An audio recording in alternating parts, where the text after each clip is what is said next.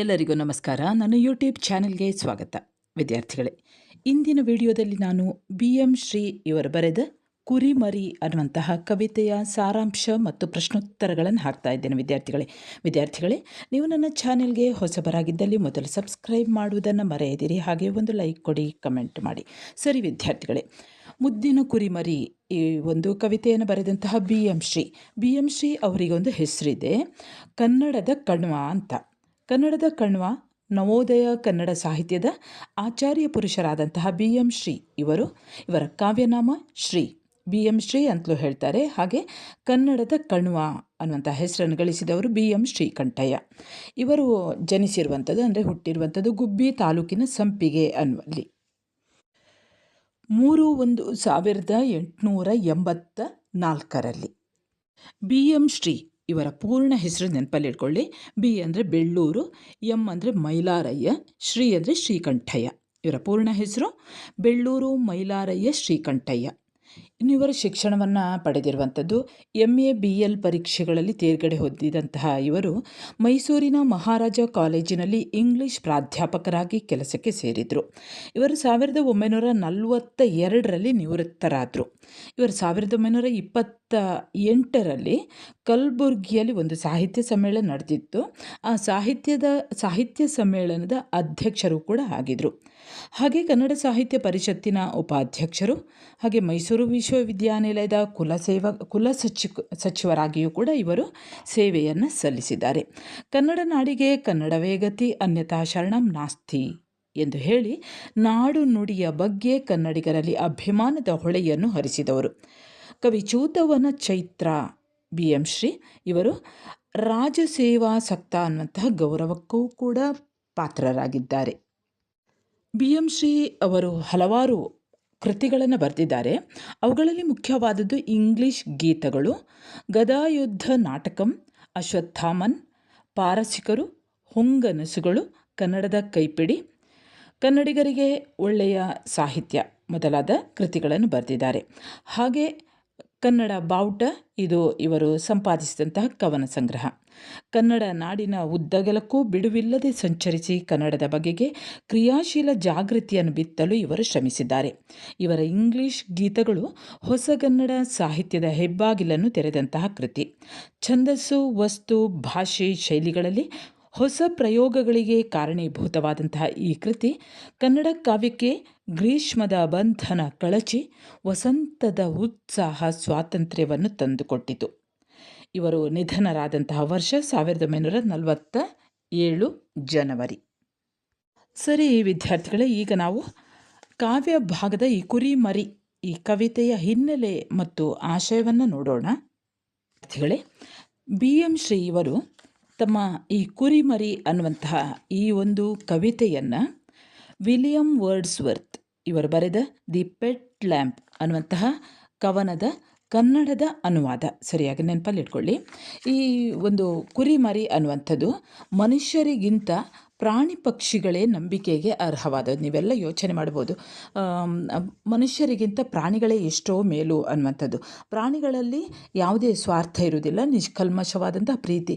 ನೀವೊಂದಿಷ್ಟು ಹೊಟ್ಟೆ ಕೊಟ್ಟು ಬಿಟ್ಟರೆ, ಹಾಗೆ ಒಂದಿಷ್ಟು ಪ್ರೀತಿಯನ್ನು ಕೊಟ್ಟು ಬಿಟ್ಟರೆ ಅವುಗಳನ್ನು ನಿಜವಾಗಿಯೂ ಕೂಡ ಕೊನೆಯವರೆಗೆ ನೆನಪಲ್ಲಿ ಇಟ್ಕೊಳ್ತವೆ. ಹಾಗೆ ಮನುಷ್ಯರು ಹಾಗಲ್ಲ.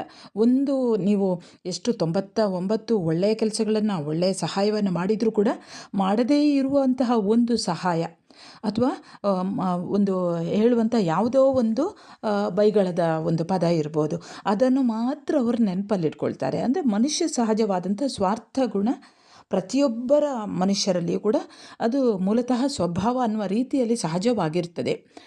ಆದರೆ ಪ್ರಾಣಿಗಳು ಹಾಗಲ್ಲ. ನಾಯಿಗೆ ಒಂದು ತುತ್ತು ಅನ್ನ ನೀಡಿದರೆ ಅದು ಜೀವ ಇರುವ ತನಕ ತನ್ನ ಯಾರು ಅನ್ನವನ್ನು ಹಾಕಿರ್ತಾರೋ ಅಂತಹ ಯಜಮಾನನ ಹಿಂದಿನಿಂದ ಕೊನೆಯವರೆಗೂ ಬಾಲ ಅಲ್ಲಾಡಿಸ್ತಾ ಬರ್ತದೆ. ನೀವು ಅದನ್ನು ಬೇಕಾದರೆ ಪ್ರಯೋಗ ಮಾಡಿ ನೋಡ್ಬೋದು, ಪ್ರಾಕ್ಟಿಕಲ್ ಮಾಡಿ ನೋಡ್ಬೋದು. ಒಂದು ನಾಯಿಗೆ ಒಂದು ಬಿಸ್ಕೆಟ್ ಹಾಕಿ ಕೊಡಿ, ಬಿಸ್ಕೆಟ್ ಹಾಕಿ ನೋಡಿ, ಮಾರನೇ ದಿವಸ ಅದೇ ನಾಯಿ ನಿಮ್ಮನ್ನು ಕಂಡ ತಕ್ಷಣ ಬಾಲ ಅಲ್ಲಾಡಿಸ್ಕೊಂಡು ಬರ್ತದೆ. ಆದರೆ ಅದೇ ಇಲ್ಲಿ ಹೇಳ್ತಾರೆ, ಈ ಪ್ರಾಣಿಗಳು ಜೀವವಿರುವ ತನಕ ಒಂದು ತುತ್ತು ಅನ್ನವನ್ನು ನೀಡಿದವನನ್ನು ನೆನಪು ಬಿಡುವುದಿಲ್ಲ. ಆದರೆ ಮನುಷ್ಯರಿಗೆ ಅನ್ನವನ್ನು ನೀಡಿದವನಿಗೆ ಕೃತಜ್ಞತೆಯನ್ನು ತೋರುವುದು ಮನುಷ್ಯನು ತನ್ನ ಏಕಾಂಗಿತನವನ್ನು ಮರೆಯುವುದಕ್ಕಾಗಿ ಅಥವಾ ಹವ್ಯಾಸಕ್ಕಾಗಿಯೋ ಪ್ರಾಣಿ ಪಕ್ಷಿಗಳನ್ನು ಸಾಕುವಂಥದ್ದು. ಕೆಲವರಂತೂ ಪ್ರಾಣಿ ಪಕ್ಷಿಗಳನ್ನು ತಮ್ಮ ಸ್ವಂತ ಮಕ್ಕಳಿಗಿಂತಲೂ ಹೆಚ್ಚಾಗಿ ಅಕ್ಕರೆಯಿಂದ ನೋಡಿಕೊಳ್ತಾರೆ. ಮಕ್ಕಳಿಗಂತೂ ಸಾಕು ಪ್ರಾಣಿ ಪಕ್ಷಿಗಳು ಅಂದರೆ ಎಲ್ಲಿಲ್ಲದ ಅಕ್ಕರೆ. ಬೆಕ್ಕು ಇರ್ಬೋದು, ನಾಯಿ ಇರ್ಬೋದು, ಹಸು, ಕುರಿ, ಬಾತುಕೋಳಿ, ಕೋಳಿ, ಗಿಳಿ, ಪಾರಿವಾಳ ಇವುಗಳನ್ನೆಲ್ಲ ಹೆಚ್ಚಾಗಿ ಸಾಕುವಂಥದ್ದು, ಪೋಷಿಸುವಂಥದ್ದು ಕಂಡುಬರ್ತದೆ. ಇಲ್ಲಿ ಈ ಕುರಿಮರಿ ಅನ್ನುವಂಥದ್ದು, ಇಲ್ಲಿ ಬಾಲಕಿಯ ತಂದೆ ಮಲೆಯ ದೂರದ ಇರುಬಿನಲ್ಲಿ ತಾಯಿಯಿಂದ ಬೇರ್ಪಟ್ಟಂತಹ ಕುರಿಮರಿಯನ್ನು ತೋಳಿನಲ್ಲಿ ಎತ್ತಿಕೊಂಡು ಬರ್ತಾನೆ. ಮರುಕದಿಂದ ಆ ಒಂದು ತಾಯಿ ಇಲ್ಲದಂತಹ ಈ ಕುರಿಮರಿಯನ್ನು ಅವನು ಮರುಕದಿಂದ ಎತ್ತಿಕೊಂಡು ಮನೆಗೆ ಬರ್ತಾನೆ. ಅಂದಿನಿಂದ ಅದಕ್ಕೆ ತಾಯಿಯಾಗಿ ಆಸರೆ ನೀಡ್ತಾ ಇದ್ದವಳು ಈ ಮುಗ್ಧವಾದಂಥ ಬಾಲಕಿ. ಆ ಒಂದು ಕುರಿಗೆ ಪುಟ್ಟ ತೊರೆಯಿಂದ ತಿಳಿಯ ನೀರ ತಂದು ಕುಡಿಸಿದ್ದು, ಕರೆದು ಬಿಸಿಯ ನೊರೆಯ ಹಾಲು ಪ್ರೀತಿಯಿಂದ ನೀಡಿದ್ದು ಬಾಲಕಿಗೆ ಅದು ಎಷ್ಟು ಖುಷಿ ಕೊಡುತ್ತದೋ ಅಷ್ಟೇ ಖುಷಿ ಕುರಿಮರಿಗೂ ಕೂಡ ಆಗ್ತಾಯಿತ್ತು. ನೆರೆಯಲ್ಲಿ ಬೇರೆ ಕುರಿಗಳಿಲ್ಲ, ಕುರಿಮರಿ ಮಾತ್ರವಿದ್ದರೂ ಕೂಡ ಅದಕ್ಕೆ ಯಾವ ಕೊರಗೂ ಕೂಡ ಕಾಣದಂತೆ ಅಕ್ಕರೆಯಿಂದ ಸಲಹುತ್ತಾಳೆ ಈ ಮುಗ್ಧ ಹುಡುಗಿ. ಕಿವಿಯನ್ನು ಅಲುಗಿಸಿ ತಲೆಯನ್ನು ಒಲೆದು ಬಾಲವನ್ನು ಕುಣಿಸಿ ನಲಿದು ಬಾಲಕಿಯ ಕೈಯಲ್ಲಿ ಇರುವಂತಹ ತಿಂಡಿಯನ್ನು ಮುದ್ದಿನಿಂದ ಸವಿಯುವಂತಹ ಮರಿಗೆ ಕುಡಿಯೋ ಕಂದ ಕುಡಿಯೋ ಎಂದು ಮುಗ್ಧತೆಯಿಂದ ನುಡಿದಂತಹ ದನಿಯನ್ನು ಕೇಳಿದ ತಕ್ಷಣ ನಿರೂಪಕರಿಗೆ ಅಂದರೆ ಈ ಕವಿಗೆ ಅವಳ ಹೃದಯ ತನ್ನ ಹೃದಯದಲ್ಲಿ ಕಲೆತಂತೆ ಭಾಸವಾಗ್ತದಂತೆ. ಸಂಘರ್ಷಕ್ಕೆ ಎಡೆಯಿಲ್ಲದೆ ಮಾನವೀಯ ಅನುಕಂಪದಿಂದ ಕುರಿಮರಿ ಮತ್ತು ಬಾಲಕಿ ಬೆರೆತು ಹೋದದ್ದು ಮನುಷ್ಯತ್ವದ ಸಂಕೇತ. ಪ್ರೀತಿ, ವಾತ್ಸಲ್ಯ, ಕರುಣೆ, ಮಮಕಾರಗಳನ್ನೇ ಮರೆತಿರುವಂತಹ ಈ ನಾಗರಿಕ ಸಮಾಜಕ್ಕೆ ಈ ಕವಿತೆ ಮುಖವಾಡವನ್ನು ಕಳಚಿ ಸಹಜ ಗುಣವನ್ನು ಬೆಳೆಸಿಕೊಳ್ಳಲು, ಅದರಂತೆ ನಡೆದುಕೊಳ್ಳಲು ಒಂದು ಸ್ಫೂರ್ತಿದಾಯಕವಾದಂತಹ, ಕಣ್ಣಿಗೆ ಅಂದವಾದಂತಹ ಮಗು, ಮುದ್ದುಗಾರನಾದ ಮರಿಯೋ ಎಂಬ ಭಾವದಿಂದ ನಿರೂಪಕ ಒಲುಮೆಯಿಂದ ಮಾತ್ರ ಇಂತಹ ಜೋಡಿ ಚೆಲುವನ್ನು ನೋಡಲು ಸಾಧ್ಯ. ಅಂದರೆ ಮುಗ್ಧವಾದಂತಹ ಮಗು ಮತ್ತು ಮುಗ್ಧವಾದಂತಹ ಈ ಕುರಿಮರಿ, ಈ ಎರಡು ಜೋಡಿಯನ್ನು ಒಟ್ಟಿಗೆ ಕಾಣಲು ಸಾಧ್ಯ ಅಂತ ಹೇಳ್ತಾರೆ. ಈ BM ಶ್ರೀ ಅವರು ಬರೆದಂತಹ ಕುರಿಮರಿ ಅನ್ನುವಂತಹ ಈ ಕವನವನ್ನು ಪೂತಿನ ಅವರು ಬರೆದಂತಹ ನನ್ನ ನಾಯಿ ಅನ್ನುವಂತಹ ಕವಿತೆಯನ್ನು ಹೋಲಿಸಿ ನೋಡ್ಬೋದು. ನಿಷ್ಕಲ್ಮಶವಾದಂತಹ ಮನ ಮತ್ತು ಮುಗ್ಧತೆಯ ಭಾವದಿಂದ ಮಾತ್ರ ಪ್ರೀತಿಯನ್ನು ಹೊಸೆಯಲು ಸಾಧ್ಯ. ಈ ಎಳೆಯರಲ್ಲಿ ಇರುವಂತಹ ಮುಗ್ಧತೆ ಬೆಳೆದಂತೆಲ್ಲ ಮರೆಯಾಗುವುದು ಯಾಕೆ ಅಂತ ಕವಿ ಹೇಳ್ತಾರೆ ಅನ್ನುವಂತಹ ಈ ಒಂದು ಪ್ರಶ್ನೆ ನಮಗೆ ನಾವೇ ಹಾಕಿಕೊಳ್ಬೇಕು ಅನ್ನುವಂಥದ್ದು. ಪ್ರಕೃತಿಯ ಜೀವಸಂಕುಲವನ್ನು ಪ್ರೀತಿಸುವುದನ್ನು, ಪ್ರಕೃತಿಯಲ್ಲಿ ಇರುವಂತಹ ಈ ಜೀವಸಂಕುಲವನ್ನು ಪ್ರೀತಿಸುವುದನ್ನು ಕಲಿಯಬೇಕಿದೆ ಅನ್ನುವಂತಹ ಸಂದೇಶವನ್ನು BM ಶ್ರೀ ಅವರು ಈ ಕುರಿಮರಿ ಅನ್ನುವಂತಹ ಕವಿತೆಯ ಮೂಲಕ ನಮಗೆಲ್ಲರಿಗೂ ಕೂಡ ನೀಡ್ತಾರೆ.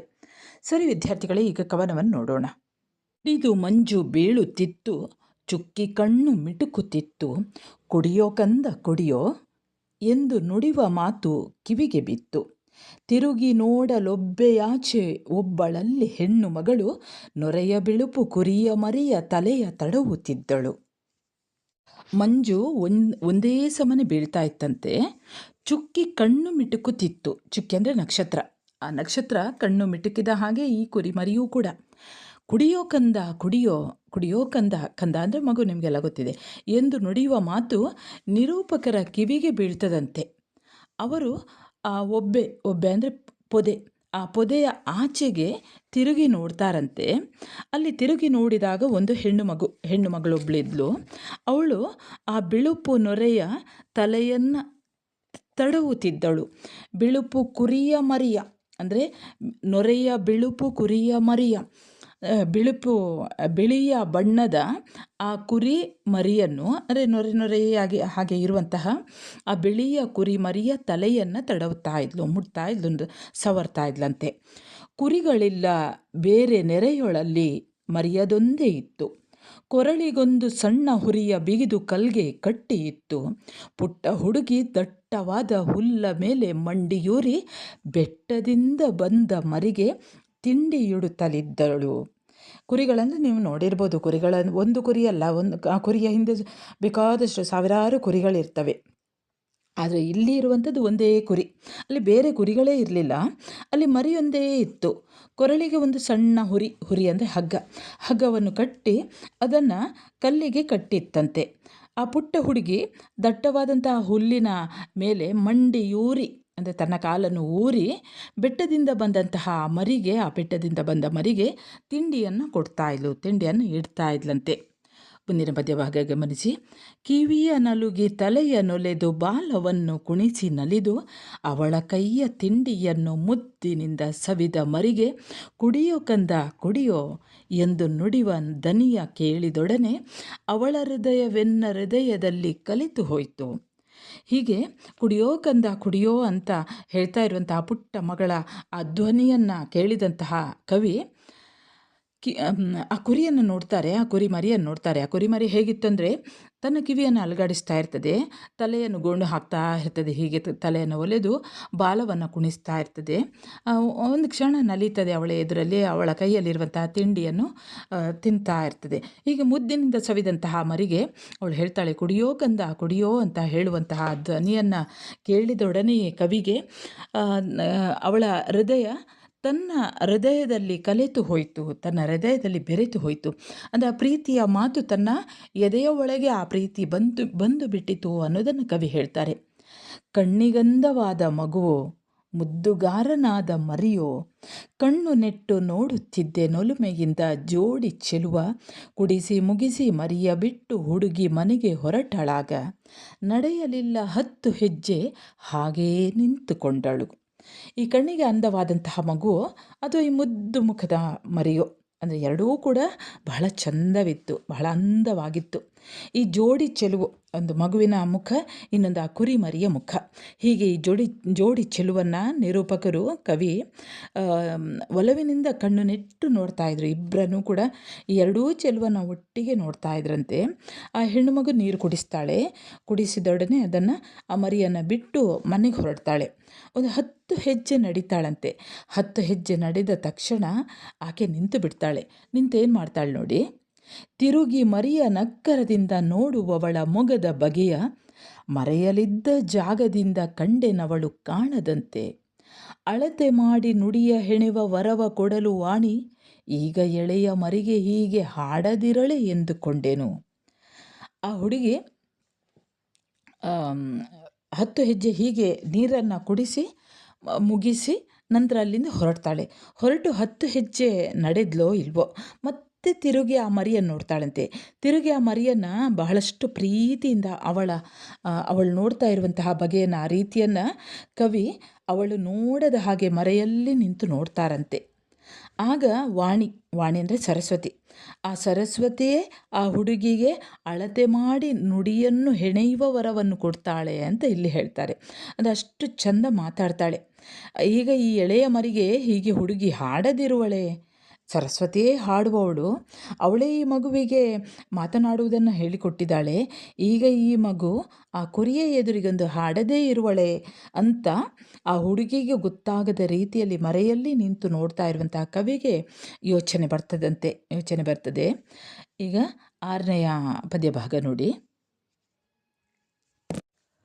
ಕೊರತೆಯೇನು ಕಂದ ನಿನಗೆ, ಹುರಿಯನೇಕೆ ತುಯ್ಯುತ್ತಿರುವೆ, ಮರೆಯದುಣಲು ಮಲಗಲೆಲ್ಲ ನೇರ್ದು ಮಾಡಿ ಇರುವೆನಲ್ಲ, ನೆಲದ ಹುಲ್ಲು ಮೆತ್ತೆಯಲ್ಲ, ಇದಕ್ಕೆ ಹಸುರೆ ಇಲ್ಲವಲ್ಲ, ಮಲಗು ಮರಿಯೇ ಮಲಗು ಕಂದ, ನಿನಗೆ ಕೊರತೆ ಯಾವುದು ಅಂತ ಈ ಮಗು ಕೇಳ್ತಾ ಉಂಟಂತೆ. ಆ ಕುರಿಮರಿಗೆ ಏನೋ ಒಂದು ಕೊರತೆ, ಅಂದರೆ ಇವಳು ಹೋಗ್ತಾ ಇದ್ದಾಳಲ್ಲ, ಹೋಗಬಾರ್ದು ಅನ್ನುವಂಥದ್ದು. ಅವಳು ಹೋದ ತಕ್ಷಣ ಏನೋ ಒಂದು ಕೊರತೆ ಕಾಣಿಸಿಕೊಳ್ತದಂತೆ. ಅದೇನು ಮಾಡ್ತದೆ, ತನ್ನ ಕೊರಳಿನಲ್ಲಿರುವಂತಹ ಹಗ್ಗವನ್ನು ಕಟ್ಟಿದಲ್ಲಿಂದ ಅದು ಎಳೆದಾಡ್ತದೆ. ಅದಕ್ಕೆ ಹುಡುಗಿ ಹೇಳ್ತಾಳೆ, ನಿನಗೆ ಉಣ್ಣಲು ಮಲಗಲು ಎಲ್ಲ ಅನುಕೂಲವನ್ನು ಮಾಡಿದ್ನಲ್ಲ, ಆದರೂ ಯಾಕೆ ಸಮಾಧಾನವಿಲ್ಲ ಅಂತ ಅವಳು ಯೋಚನೆ ಮಾಡ್ತಾಳೆ. ಹೀಗೆ ಎಳೆದಾಡ್ತಾ ಇರುವಂತಹ ಕುರಿ ಮರಿಯನ್ನು ನೋಡಿ ಅವಳು ಹೇಳ್ತಾಳೆ, ಕಂದ ನಿನಗೆ ಕೊರತೆ ಏನು, ನಿನಗೆ ಏನು ಬೇಕು, ಹುರಿಯನ್ನು ಯಾಕೆ ಎಳೆದಾಡ್ತಾ ಇದ್ದಿ, ಆ ಹಗ್ಗವನ್ನು ಯಾಕೆ ಎಳೆದಾಡ್ತಾ ಇದ್ದಿ, ಮರೆಯದೇ ಉಣ್ಣಲು ಮಲಗಲು ವ್ಯವಸ್ಥೆ ಮಾಡಿದ್ದೇನಲ್ಲ, ನಿನಗೇನನ್ನು ಹುಡುಕ್ತಾ ಇದ್ದಿ, ನಿನ್ನ ಮನಸ್ಸಿಗೆ ಏನು ಬಯಕೆ ಇದೆ, ನೀನು ಬಲಿತು ಬೆಳೆಯುತ್ತಿರುವೆ, ಸೊಬಗು ಒಮ್ಮೆ ಹೊಳೆಯುತ್ತಿರುವೆ, ಇಲ್ಲಿ ಗರುಕೆ ಎಳೆಯ ಗರುಕೆ, ಇಲ್ಲಿ ಹೂವಿಗೆಣೆಯ ಕಾಣೆ, ಅಲ್ಲಿ ಹಸಿರು ಪೈರು ಬೀಸಿ ಬಿಡದೆ ಕಿವಿಯೊಳು ಉಲಿವುದು. ಇವಳು ಹೇಳ್ತಾಳೆ, ಏನನ್ನು ನೀನು ಹುಡುಕ್ತಾ ಇದ್ದೀಯಾ, ಕುರಿಮರಿಗೆ ಏನೋ ಒಂದು ಕೊರತೆ ಕಾಣಿಸ್ತಾ ಇರೋದು ಈ ಮಗುವಿಗೆ ಗೊತ್ತಾಗ್ತದೆ. ನೀನು ಏನು ಹುಡುಕ್ತಾ ಇದ್ದಿ, ನಿನಗೆ ಮಲಗಲಿಕ್ಕೆಲ್ಲ ವ್ಯವಸ್ಥೆಯನ್ನು ಮಾಡಿದ್ದೇನಲ್ವ, ನೀನು ಏನನ್ನು ಹುಡುಕ್ತಾ ಇದ್ದಿ, ನಿನ್ನ ಮನಸ್ಸಿನಲ್ಲಿ ಏನು ಆಸೆ ಇದೆ, ನೀನು ಬಲಿತು ಬೆಳೆಯುತ್ತಿರುವ ಸೊಬಗು ಹೊಮ್ಮೆ ಹೊಳೆಯುತ್ತಿರುವೆ, ನೀನು ಬಲಿತು ಬೆಳೀತಾ ಇದೆಯಲ್ವಾ, ನೀನು ಯಾಕೆ ನಿನ್ನ ಮನಸ್ಸಿನಲ್ಲಿ ಏನು ಕೊರತೆ ಉಂಟು ಅಂತ ಪ್ರೀತಿಯಿಂದ ಅವಳು ಕೇಳ್ತಾಳಂತೆ. ವಿದ್ಯಾರ್ಥಿಗಳೇ, ಪ್ರತಿಯೊಂದು ಶಬ್ದದ ಅರ್ಥವನ್ನು ಹೇಳ್ತಾ ಹೋಗೋದಿಲ್ಲ, ಯಾಕಂದರೆ ನೀವು ತರಗತಿಯಲ್ಲಿ ಕಲಿತವರು ಈಗಾಗಲೇ ನಿಮ್ಮ ಉಪನ್ಯಾಸಕರು ಹೇಳಿರ್ತಾರೆ. ನಾನು ಈ ಒಂದು ವಿಡಿಯೋವನ್ನು ಮಾಡಿರುವಂತಹ ಉದ್ದೇಶ ಕೆಲವೊಂದು ವಿದ್ಯಾರ್ಥಿಗಳಿಗೆ, ಅಂದರೆ ತರಗತಿಗೆ ಹೋಗಲಿಕ್ಕೆ ಆಗದೇ ಇರುವಂತಹ ಅಥವಾ ಪರೀಕ್ಷೆಗೆ ಮಾತ್ರ ಓದುವಂತಹ ವಿದ್ಯಾರ್ಥಿಗಳು, ಅಥವಾ ಲ್ಯಾಂಗ್ವೇಜನ್ನು ಭಾಷೆಯನ್ನು ಮತ್ತೆ ಓದಿದ್ರಾಯಿತು, ಪರೀಕ್ಷೆಯಲ್ಲಿ ಓದಿದ್ರಾಯಿತು ಅನ್ನುವಂತಹ ವಿದ್ಯಾರ್ಥಿಗಳು, ಮತ್ತು ಕೆಲವೊಂದು ವಿದ್ಯಾರ್ಥಿಗಳು ಕೆಲಸಕ್ಕೆ ಹೋಗಿ ತರಗತಿಗೆ ಹೋಗಲು ಅನನುಕೂಲವಾಗುವಂತಹ ವಿದ್ಯಾರ್ಥಿಗಳಿಗೆ ಉಪಯೋಗವಾಗಲಿ ಅನ್ನುವಂತಹ ಈ ಒಂದು ಉದ್ದೇಶದಿಂದ ವಿಡಿಯೋವನ್ನು ಮಾಡಿದ್ದೇನೆ ವಿದ್ಯಾರ್ಥಿಗಳೇ. ಹಾಗೆ ನಿಮ್ಮ ಕನ್ನಡ ಪಠ್ಯಕ್ಕೆ ಸಂಬಂಧಿಸಿದ ಹಾಗೆ ಹಲವಾರು ವಿಡಿಯೋಗಳನ್ನು ಹಾಕಿದ್ದೇನೆ. BCom ಇರ್ಬೋದು, BBA ಇರ್ಬೋದು, BCA ಇರ್ಬೋದು, BA ಇರ್ಬೋದು. ಆ ವಿದ್ಯಾರ್ಥಿಗಳಿಗೂ ನಿಮ್ಮ ತರಗತಿಯಲ್ಲೇ ಇದ್ದರೆ ಅವರಿಗೂ ಕೂಡ ತಿಳಿಸಿಬಿಡಿ. ಸರಿ ವಿದ್ಯಾರ್ಥಿಗಳೇ, ಈಗ ನಾವು ಈ ಒಂದು ಕವನವನ್ನು ಮುಂದುವರಿಸುವ. ಬಿಸಿಲು ಕಾದು ಹೊಳೆವ ಹೊತ್ತು ನಾರು ಹುರಿಯ ನಿತ್ತ ನೀಡು, ಬಸಿರಿ ಮರದ ನೆರಳ ಸೇರಿ ತಂಪು ಮಾಡಿಕೊಳ್ಳಬಹುದು. ಗಿರಿಯ ಬಿರುಸು ಗಾಳಿ ಮಳೆಗೆ ಹೆದರಿಕೊಂಡು ನಡುಗಲೇಕೆ, ಗಿರಿಯ ಗಾಳಿ ಮಳೆಗಳಲ್ಲಿ ಕನಸಿನಲ್ಲಿ ಸುಳಿಯವು. ಮಲಗು ಮುದ್ದು ಮರಿಯೇ ಮಲಗು, ಮರೆತೆಯೇನು ನಿನ್ನ ಪಾಡ, ಮಲೆಯ ದೂರದಿರುಬಿನಲ್ಲಿ ಅಪ್ಪ ನಿನ್ನ ಕಂಡ ದೆಸೆಯ, ಹಲವು ಮಂದೆ ಮೇದುವಲ್ಲಿ ನಿನಗೆ ನೀನು ಎನ್ನುವರಿಲ್ಲ, ಕೆಲಸದೊಳಿರದೆ ನಿನ್ನ ತಾಯಿ ಬಿಟ್ಟು ನಡೆದಳೆಲ್ಲಿಗೋ. ತನ್ನ ಹಗ್ಗವನ್ನು ಎಳೆದಾಡ್ತಾ ಇರುವಂಥ ಈ ಕುರಿಮರಿಯನ್ನು ಕಂಡು ಅವಳು ಹೇಳ್ತಾಳೆ, ನಿನ್ನ ಮನಸ್ಸಿನಲ್ಲಿ ಏನು ಬಯಕೆ ಉಂಟು, ನೀನು ಒಲಿದು ಬೆಳೆಯುತ್ತಿರುವೆ, ಸೊಬಗು ಹೊಮ್ಮಿ ಹೊಳೆಯುತ್ತಿರುವೆ, ನಿನ್ನಲ್ಲಿ ಅಂತಹ ಅಂದವೇ ಇದೆ. ಇಲ್ಲಿ ಎಳೆಯ ಗರಿಕೆಗೆ ಹೂವಿಗೆ ಸ್ಥಳವಿಲ್ಲ. ಅಲ್ಲಿ ಹಸಿರು ಪೈರು ಬೀಸಿ ಬಿಡದೆ ಕಿವಿಯಲ್ಲಿ ಉಲಿಯುತ್ತಿದೆ. ಬಿಸಿಲನ್ನು ಕಾದು ಹೊಳೆಯುವಂಥ ಹೊತ್ತು ನಾರು ಹುರಿಯನ್ನು, ಅಂದರೆ ಕೊರಳಿನ ಈ ಹಗ್ಗವನ್ನು ಇತ್ತಕೊಡು, ಬಸಿರಿ ಮರದ ನೆರಳನ್ನು ಸೇರಿ ತಂಪು ಮಾಡಿಕೊಳ್ಳಬಹುದು. ಗಿರಿಯ ಬಿರುಸಾದ ಗಾಳಿ ಮಳೆಗೆ ಹೆದರಿಕೊಂಡು ನಡುಗುವುದೇಕೆ, ಇಲ್ಲಿ ಅಂದರೆ ಈ ಬಸಿರಿ ಗಿಡ ಅನ್ನುವಂಥ ಒಂದು ಜಾತಿಯ ಗಿಡ, ಈ ಬಸಿರಿ ಗಿಡದ ನೆರಳಿನಲ್ಲಿ ಗಾಳಿ ಮಳೆಗಳು ಕನಸಿನಲ್ಲಿಯೂ ಸುಳಿಯವು. ನೀನು ಯಾಕೆ ಹೆದರ್ತಾ ಇದೆಯಾ, ಬಿಸಿಲಂತ ಹೆದರ್ತಾ ಇದೆಯಾ, ಗಾಳಿ ಮಳೆ ಬರ್ತದೆ ಅಂತ ನೀನು ಹೆದರ್ತಾ ಇದೆಯಾ, ಇಲ್ಲಿ ಈ ಬಸಿರಿ ಗಿಡ ಇದೆಯಲ್ಲ ಅದರ ಅಡಿಯಲ್ಲಿ ನಿಂತ್ಕೋ, ಅಲ್ಲಿ ಯಾವುದೂ ಕೂಡ ಬರುವುದಿಲ್ಲ. ಮುದ್ದು ಮರಿಯೇ ಮಲಗು, ಮರೆತೆಯೇನು ನಿನ್ನ ಪಾಡ. ನನ್ನಪ್ಪ ಮಲೆಯ ದೂರದ ಇರುಬಿನಲ್ಲಿ, ಆ ತಗ್ಗಿನಲ್ಲಿ ನಿನ್ನನ್ನು ಕಂಡ ಬಗೆಯ ನಿನ್ನ ಪಾಡನ್ನು ಮರೆತೇನು. ನೀನು ಒಬ್ಬನೇ ಇದ್ದಿ, ನಿನಗೆ ಅಲ್ಲಿ ಅಮ್ಮ ನಿನ್ನನ್ನು ತೊರೆದು ಹೋಗಿದ್ಲು, ನಿನ್ನಮ್ಮ ಬಿಟ್ಟು ಹೋದ್ಲು, ಅಥವಾ ಅವಳನ್ನು ಯಾರೋ ತಿಂದು ಹಾಕಿದ್ರು, ಪ್ರಾಣಿಗಳು ತಿಂದು ಹಾಕಿದ್ವು, ಅದೆಲ್ಲ ಗೊತ್ತಿಲ್ಲ. ಆದರೆ ನೀನು ಮಾತ್ರ ಅಲ್ಲಿದ್ದಿ. ನನ್ನ ಅಪ್ಪ ಏನು ಮಾಡಿದರು, ನೀನು ಆ ಕುರಿಯ ಗುಂಪು ಮೇಯುವಲ್ಲಿ ನಿನಗೆ ನಿನ್ನವರು ಅಂತ ಯಾರೂ ಇರಲಿಲ್ಲ. ನಿನ್ನ ತಾಯಿಯ ನಿನ್ನ ಪಕ್ಕದಲ್ಲಿ ಇರದೆ ನಿನ್ನನ್ನು ಬಿಟ್ಟು ಎಲ್ಲಿಯೋ ನಡೆದ್ಲು. ಆಗ ನನ್ನ ತಂದೆ ನಿನ್ನನ್ನು ಕಂಡ್ರು, ನಿನ್ನನ್ನು ತೋಳಿನಲ್ಲಿ ಎತ್ತಿಕೊಂಡು ಮರುಕದಿಂದ ಮನೆಗೆ ಕಂದ ಬಂದ ಭಾಗ್ಯವನ್ನು ಬಿಟ್ಟು, ಇಲ್ಲಿ ಹೇಳ್ತಾಳೆ ಆ ಮಗು ಹೇಳ್ತದೆ, ತೋಳಿನಲ್ಲಿ ಎತ್ತಿಕೊಂಡ ಮರುಕದಿಂದ ಮನೆಗೆ ತಂದ, ಹೇಳು ಬಂದ ಭಾಗ್ಯ ಉಳಿದು ಎಲ್ಲಿ ಅಲೆಯುವಾಸೆ ಕಂದ, ಸಾಕುತೆಹೆನು ತಾಯಿಯಂತೆ ಈದ ತಾಯಿ ಬೆಟ್ಟದಲ್ಲಿ, ಸಾಕಿ ಸಲಹುದಿದ್ದಳೇನು ಇಷ್ಟು ಪ್ರೀತಿ ತೋರುತ್ತಾ. ಆಕೆ ಹೇಳ್ತಾಳೆ, ಮಗು ಕುರಿಮರಿಯೇ, ನೀನು ಯಾಕೆ ಹೀಗೆ ಆ ಕಡೆ ಈ ಕಡೆ ಹೋಗ್ತಾ ಇದೆಯಾ, ನಾನು ಹೋದ ತಕ್ಷಣ ನಿನಗೆ ಏನು ಬೇಕು, ನಿನಗೆ ಪ್ರೀತಿ ಬೇಕಾ, ನಿನಗೆ ನನ್ನ ಪ್ರೀತಿ ಸಾಕಾಗ್ತಾ ಇಲ್ವಾ, ನಿನ್ನನ್ನು ನೀನು ಹೇಗಿದ್ದೆ ಅಂತ ನೀನು ನೆನಪಿಸ್ಕೋ. ನೀನು ಯಾವುದೋ ಒಂದು ತಗ್ಗಿನಲ್ಲಿದ್ದಿ, ನೀನು ಒಬ್ಬನೇ ಇದ್ದುದನ್ನು ಕಂಡು, ನಿನ್ನ ತಾಯಿ ಇಲ್ಲದೇ ಇರುವುದನ್ನು ಕಂಡು, ನನ್ನ ತಂದೆ ಪ್ರೀತಿಯಿಂದ ಮರುಕದಿಂದ ಅನುಕಂಪದಿಂದ ನಿನ್ನನ್ನು ನನ್ನ ಕಡೆಗೆ ಇಟ್ಕೊಂಡು ಬಂದರು. ಕುರಿಯ ಗುಂಪು ಮೇಯುವಲ್ಲಿ ನಿನಗೆ ನಿನ್ನವರು ಅಂತ ಯಾರೂ ಇರಲಿಲ್ಲ. ನಿನ್ನ ತಾಯಿ ನಿನ್ನ ಪಕ್ಕದಲ್ಲಿ ಇರದೆ ನಿನ್ನನ್ನು ಬಿಟ್ಟು ಎಲ್ಲಿಯೋ ಆಕೆ ನಡೆದು ಹೋಗ್ತಾಳೆ. ಕೆಲವೊಮ್ಮೆ ನೀವು ಗಮನಿಸಿರ್ಬೋದು, ಬೆಕ್ಕಿನ ಮರಿ ಇರ್ಬೋದು, ನಾಯಿ ಮರಿ ಇರ್ಬೋದು, ಅವುಗಳೇನು ಮಾಡ್ತವೆ, ತುಂಬ ಮರಿಗಳೆಲ್ಲ ಇರ್ತಾವಲ್ಲ, ಕೆಲವೊಮ್ಮೆ ಯಾವುದೋ ಒಂದು ಮರಿ ಎಲ್ಲಿಗಾದರೂ ಹೋದರೆ, ಕೆಲವೊಂದು ಪ್ರಾಣಿಗಳು ಹುಡುಕಿಕೊಂಡು ಹೋಗ್ತವೆ, ಅದು ಬೇರೆ ವಿಷಯ. ಅವುಗಳಿಗೆ ಗೊತ್ತಾಗೋದಿಲ್ಲ, ಸೀದಾ ಹೊರಟು ಹೋಗ್ತವೆ. ಕೆಲವೊಮ್ಮೆ ದನ ಕೂಡ ಹಾಗೆ, ಕರು ಎಲ್ಲಿಯೋ ಹೋಯಿತು ಇದು ನೋಡುವುದಿಲ್ಲ. ಕೆಲವೊಂದು ಜಾತಿಯ, ಅಂದರೆ ಕೆಲವು ಪೆದ್ದು ಜಾತಿ ಅವುಗಳಿರ್ತಾವಲ್ಲ, ಅವುಗಳಿಗೆ ಮರಿ ಎಲ್ಲಿ ಹೋಯಿತು ಅಂತ ಗೊತ್ತಾಗೋದಿಲ್ಲ. ಹಾಗೆ ಬಹುಶಃ ನಿನ್ನ ಅಮ್ಮನೂ ಕೂಡ ಹೀಗೆ ಬಿಟ್ಟು ಹೋಗಿರ್ಬೋದು. ಆದರೆ ಇಷ್ಟು ಪ್ರೀತಿಯನ್ನು ತೋರ್ತಾ ನಾನು ನಿನ್ನನ್ನು ಬೆಳೆಸ್ತಾ ಇದ್ದೇನಲ್ಲ, ಅಪ್ಪ ಹಿಡ್ಕೊಂಡು ಬಂದರು. ನೀನು ಬಂದ ಭಾಗ್ಯವನ್ನು ಬಿಟ್ಟು ಎಲ್ಲಿ ಅಲೆಯುವ ಆಸೆ? ಕೆಲವೊಮ್ಮೆ ಕೆಲವೊಂದು ಸಂದರ್ಭಗಳಲ್ಲಿ ಯಾರೋ ನಮ್ಮನ್ನು ಸಾಕ್ತಾರೆ, ಅಥವಾ ತಂದೆ ತಾಯಿ ಇಲ್ಲದ ನಮ್ಮನ್ನು ಇನ್ಯಾರೋ ಪ್ರೀತಿಯಿಂದ ಸಾಕ್ತಾ ಇರ್ತಾರೆ. ಅದನ್ನು ಬಿಟ್ಟು ತನ್ನನ್ನು ಹೆತ್ತ ತಾಯಿ ಯಾರು ಅಂತ ಹುಡುಕಿಕೊಂಡು ದುಃಖದಿಂದ ಹೋಗುವಂಥದ್ದು ಅಂಥದ್ದು ಮಾಡಬಾರ್ದು. ಇಲ್ಲಿ ಅದೇ ಈ ಮಗು ಹೇಳ್ತದೆ, ನಾನು ನಿನ್ನನ್ನು ಪ್ರೀತಿ ತೋರಿಸ್ತಾ ಬೆಳೆಸ್ತಾ ಇದ್ದೀನಲ್ಲ, ಬಂದ ಭಾಗ್ಯವನ್ನು ಬಿಟ್ಟು, ಯಾಕಂದರೆ ನಾನು ಪ್ರೀತಿಯನ್ನು ಕೊಡ್ತಾ ಇದ್ದೆ ನಿನಗೆ, ಬಂದ ಭಾಗ್ಯವನ್ನು ಬಿಟ್ಟು ಎಲ್ಲಿ ಅಲೆಯುವ ಆಸೆ ಹೇಳು? ತಾಯಿಯಂತೆ ನಾನೇ ಸಾಕ್ತಾ ಇದ್ದೇನಲ್ಲ. ಈದ ತಾಯಿ, ಈದ ಅಂದರೆ ಹೆತ್ತ, ನಿನ್ನನ್ನು ಹೆತ್ತಂಥ ತಾಯಿ ಬೆಟ್ಟದಲ್ಲಿ ನಿನಗೆ ಎಷ್ಟು ಪ್ರೀತಿಯನ್ನು ತೋರಿಸ್ತಾಳ? ತುಂಬ ಪ್ರೀತಿಯನ್ನೇನು ತೋರಿಸ್ಲಿಕ್ಕೆ ಹೋಗೋದಿಲ್ಲ. ಯಾವುದೇ ಪ್ರಾಣಿಗಳು ಇರ್ಬೋದು, ಅವುಗಳು ತಮ್ಮ ಪಾಡಿಗೆ ಆಹಾರವನ್ನು ಅಂದರೆ ಹುಲ್ಲನ್ನು ಮೇಯುತ್ತಾ ಏನೋ ಮಾಡ್ತಾ ಇರ್ತವೆ. ಅದರ ಜೊತೆಯಲ್ಲಿ ಮರಿಯ ಬಾಯಿಗೇನು ತಂದು ಕೊಡುವುದಿಲ್ಲ. ಅವುಗಳಲ್ಲಿ ಮನುಷ್ಯರು ಮಾಡಿದ ಹಾಗೆ ಮಾಡೋದಿಲ್ಲ ನೋಡಿ. ತಾನು ಮೇಯ್ತಾ ಇರ್ತವೆ, ತಾಯಿ ಮೇಯುವುದನ್ನು ನೋಡಿ ಮರಿಯು ಮೇಯಲಿಕ್ಕೆ ಕಲಿತದೆ. ನಿನಗೆ ಹೊಟ್ಟೆ ತುಂಬಿದ ಇಲ್ವಾ ಅಂತ ಕೇಳಲಿಕ್ಕೆ ಹೋಗೋದಿಲ್ಲ ಯಾವುದೇ ಪ್ರಾಣಿಗಳು ಕೂಡ. ಅದಕ್ಕೆ ಇವಳು ಹೇಳ್ತಾಳೆ, ನಿನಗೆ ಅಷ್ಟು ನಾನು ಕೊಡ್ತಾ ಇದ್ದೇನಲ್ಲ, ಬಂದ ಭಾಗ್ಯವನ್ನು ಬಿಟ್ಟು ನೀನು ಯಾಕೆ ಬೇರೆ ಕಡೆ ಮನಸ್ಸು ಮಾಡ್ತಾ ಇದೆಯಲ್ಲ? ತಾಯಿಯಂತೆ ಸಾಕ್ತಾ ಇದ್ದೆ, ಇಷ್ಟು ಪ್ರೀತಿಯನ್ನು ತೋರ್ತಾ ನಿನ್ನಮ್ಮ ಸಾಕ್ತಾ ಇದ್ಲಾ ಅಂತ ಈ ಪುಟ್ಟ ಹುಡುಗಿ ಕೇಳ್ತಾಳೆ. 2 ಸಾರಿ ಹಗಲು ಹೊತ್ತು ನನ್ನ ಪುಟ್ಟ ತೊಟ್ಟಿಯಲ್ಲಿ ತೊರೆಯ ತಿಳಿಯ ನೀರ ತಂದು ನೀನೇ ಬಲ್ಲೆ ಕುಡಿಸುತ್ತಿರುವೆ. 2 ಸಾರಿ ಮಂಜು ಬಿದ್ದು ಹೊಲಗಳೆಲ್ಲ ನೆನೆದ ವೇಳೆ ಕರೆದು ಬಿಸಿಯ ನೊರೆಯ ಹಾಲು ಹೊಸೆದು ತಂದು ಹೊಯ್ಯುವೆ. ಬೇಗ ಮೈಯ ತುಂಬಿಕೊಂಡು ಕಾಲು ಬಲಿತು ನೆಗೆಯಬಲ್ಲೆ, ಆಗ ನನ್ನ ಪುಟ್ಟ ಬಂಡಿ ಕಟ್ಟಿಕೊಡುವೆ. ಎಳೆಯುವಂತೆ ನನ್ನ ಜೊತೆಯಳ ಆಟವಾಡಿ ಚಳಿಯ ಗಾಳಿ ಕೊರೆಯುವಾಗ ನನ್ನ ಬಳಿಯೇ ರೊಪ್ಪವಾಗಿ ಕೆಡೆಯುವಂತೆ ಬೆಚ್ಚಗೆ. ನೀನು ಹಗಲು ಹೊತ್ತು 2 ಸಲ ನನ್ನ ಪುಟ್ಟ ತೊಟ್ಟಿಯಲ್ಲಿ ತೊರೆಯ ತಿಳಿನೀರನ್ನು ತಂದು ನಿನಗೆ ನಾನು ಕುಡಿಸ್ತಾ ಇದ್ದೇನೆ. ಇದನ್ನು ನೀನೇ ಬಲ್ಲೆ, ಇದು ನಿನಗೆ ಗೊತ್ತುಂಟಲ್ವಾ? ನೋಡಿ ಎಷ್ಟು ಚೆನ್ನಾಗಿ ಸಂಭಾಷಣೆ ಮಾಡ್ತಾಳೆ ನೋಡಿ ಆ ಕುರಿಮರಿಯೊಟ್ಟಿಗೆ. ಕುರಿಮರಿಗೆ ಭಾಷೆ ಇಲ್ಲ, ಮಾತನಾಡಲಿಕ್ಕೆ ಅದು ಮುಖ ಪ್ರಾಣಿ, ಅದರದ್ದೇ ಆದ ಭಾಷೆ. ಆದರೂ ಈ ಹುಡುಗಿ ಕೆಲವೊಮ್ಮೆ ನೀವು ನೋಡಿರ್ಬೋದು ಮನೆಯಲ್ಲಿ ನಾಯಿಯ ಹತ್ತಿರ ಮಾತನಾಡುವಂಥದ್ದು, ಬೆಕ್ಕಿನ ಹತ್ತಿರ ಮಾತನಾಡುವಂಥದ್ದು, ದನದ ಹತ್ತಿರ ಮಾತನಾಡುವಂಥದ್ದು, ಹೀಗೆಲ್ಲ ನಡೀತದೆ ನೋಡಿ. ಅದನ್ನು ಕೂಡ ಎದುರಲ್ಲಿ ಇರುವ ಒಂದು ಪ್ರಾಣಿಗೂ ಕೂಡ ವ್ಯಕ್ತಿತ್ವವನ್ನು ಕಲ್ಪಿಸಿಕೊಳ್ಳುವಂಥದ್ದು ಇಲ್ಲಿ ಇದೆ. ಈ ಪುಟ್ಟ ಹುಡುಗಿ ಹೇಳ್ತಾಳೆ, ಹಗಲು ಹೊತ್ತು 2 ಸಲ ನಾನು ನನ್ನ ಪುಟ್ಟ ತೊಟ್ಟಿಯಲ್ಲಿ, ನಿನಗೋಸ್ಕರ ಕಟ್ಟಿದಂತಹ ತೊಟ್ಟಿಯಲ್ಲಿ ಇರುವಂತಹ ತೊರೆಯ ತಿಳಿ ನೀರನ್ನು ತಂದು ಕುಡಿಸ್ತಾ ಇದ್ದೇನೆ. ಇದನ್ನು ನೀನೇ ಬಲ್ಲೆ ಅಲ್ವಾ, ನೀನೇ ನೋಡ್ತೀಯಲ್ವಾ? ನನ್ನ ಜೊತೆಯಲ್ಲೇ ಆಟವಾಡಿ ಚಳಿಗಾಳಿ ಕೊರೆಯುವಾಗ ನನ್ನ ಬಳಿಯಲ್ಲೇ ಹಟ್ಟಿಯಲ್ಲಿ ಬೆಚ್ಚಗೆ ಮಲಗುವೆ ಅಂತೆ ನೀನು. ಅದು ಯಾವಾಗ ನಿನಗೆ ನಾನು 2 ಸಲ ನೀರನ್ನು ತಂದು ಕೊಡ್ತಿದ್ದೆ, ಇದನ್ನು ನಿನಗೆ ಗೊತ್ತಿದೆ. ಹಾಗೆ 2 ದಿನ 2 ಸಲ ಮಂಜು ಬಿದ್ದು ಹೊಲಗಳೆಲ್ಲ ನೆನೆದ ವೇಳೆ, ಅಂದರೆ ಇಡೀ ಹೊಲದಲ್ಲಿ ಮಂಜು ಬಿದ್ದು ಎಲ್ಲ ಒದ್ದೆ ಆಗಿತ್ತು.